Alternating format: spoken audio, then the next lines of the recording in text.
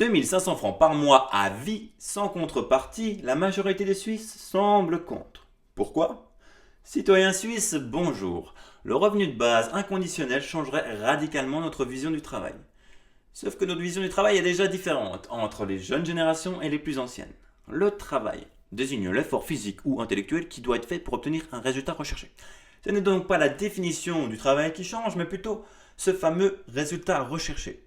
Et grâce au revenu de base, le résultat recherché gagner de quoi vivre évoluera en s'épanouir, se faire plaisir, aider les gens, aider la planète, faire avancer la science, à vous de choisir.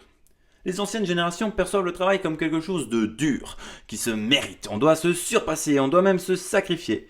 Il y a une sorte de soumission face à l'entreprise pour se garantir une sécurité de son emploi à vie. En gros, ils perdent leur vie à la gagner. Psst, psst, psst. Face à ça, nous avons la jeunesse, née dans un monde numérique interconnecté, qui voit le travail comme un moyen d'expérimenter, de se diversifier un maximum. Les jeunes n'ont donc plus ce rapport de soumission, mais plutôt de collaboration avec l'entreprise. Vous ne me croyez pas? Alors pourquoi plus de 50% des jeunes aujourd'hui veulent travailler à leur compte? Et pourquoi, pour la première fois dans l'histoire, le nombre de freelance a dépassé le nombre de CDI aux États-Unis?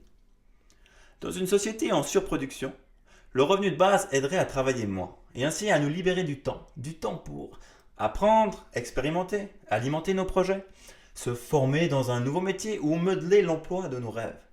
Puisqu'on sait que la plupart des métiers dans 5 ans n'existent pas encore aujourd'hui. Alors la formation va devoir s'adapter et évoluer au rythme de la société.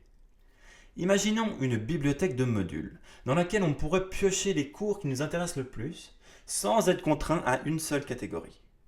Et ainsi, par exemple, un acupuncteur pourrait se former en électronique et en informatique pour développer un bracelet connecté qui analyserait le pouls et ainsi reflèterait la santé de nos organes au quotidien. Et une fois le projet bien avancé, pourquoi pas suivre un module de marketing pour mettre au mieux en avant son produit. Chacun se formerait à la carte, selon ses projets, ses envies ou ses ambitions.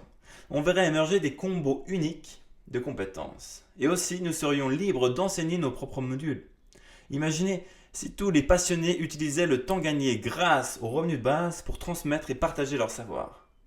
Bienvenue dans la nouvelle Silicon Valley. Le changement peut faire peur, mais l'évolution passe par le changement.